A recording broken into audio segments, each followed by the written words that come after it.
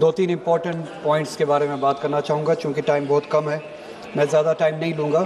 ایک تو capital expenditure کے بارے میں کتنا سیریسنس ہے اس گورنمنٹ کا جموں کشمیر کے حوالے سے کہ 50,000 کروڑ کے قریب جو لوکیشن ہے جموں کشمیر کی، اس میں سے صرف 0.25%، 1% بھی نہیں، کیپٹل ایکسپینڈیچر کے لیے جو ہے ایئرمارک کیا گیا ہے 100 کروڑ کے قریب پیسہ۔ اس کیپٹل ایکسپینڈیچر سے، اس کنفائنڈ اماؤنٹ سے جموں کشمیر کتنا ہی آگے بڑھ سکتا ہے یہ آپ خود سے اندازہ لگا سکتے ہیں۔ اس گورنمنٹ کی سیریسنس ہے کتنی ہے جموں کشمیر کے حوالے سے خود آپ اندازہ لگا سکتے ہیں، اور ان کی سیریسنس کہاں پہ اس بات سے پتہ چلتا ہے کہ 10,000 کروڑ کے قریب پولیس کے لیے ایئر مارک کیے گئے ہیں، لوکیشن کی گئی ہے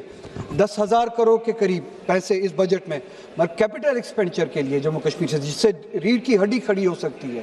جس سے امپلائمنٹ بن سکتی ہے، جس سے ترقی کر سکتا ہے جموں کشمیر، وہاں پہ صرف 100 کروڑ روپے، اور جہاں پہ 10,000 کروڑ روپے پولیس کے لیے الوکیٹ کیے ہیں وہاں پہ ایک اہم سیکٹر ٹورزم وہ بھول چکے ہیں، ایس ایم ایز بھول چکے ہیں، ٹیکنالوجی بھول چکے ہیں۔ کشمیر جیسے کہ آپ جانتے ہیں 370 کے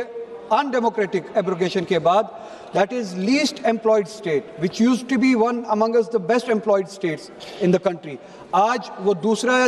پہلے یا دوسرے نمبر پہ ہے۔ اب جہاں سے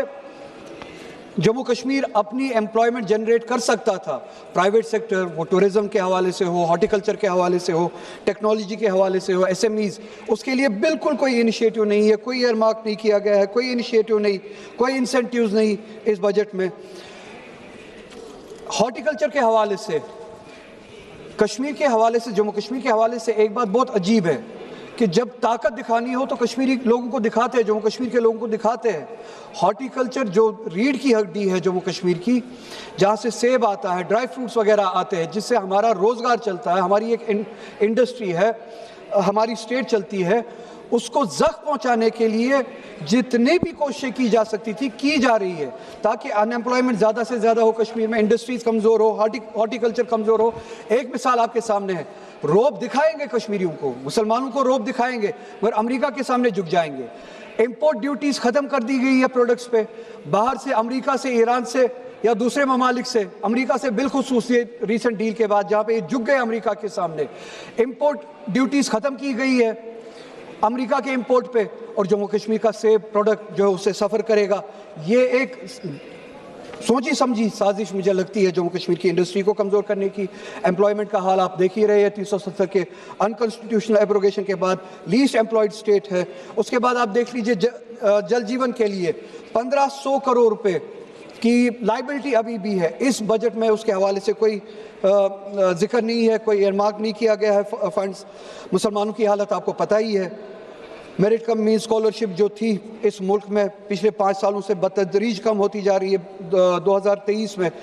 44 کروڑ تھی، اس بجٹ میں صرف اور صرف 6 لاکھ روپے ہے۔ Maulana Azad national fellowship programme جو تھا وہ 96 کروڑ جو ہوا کرتا تھا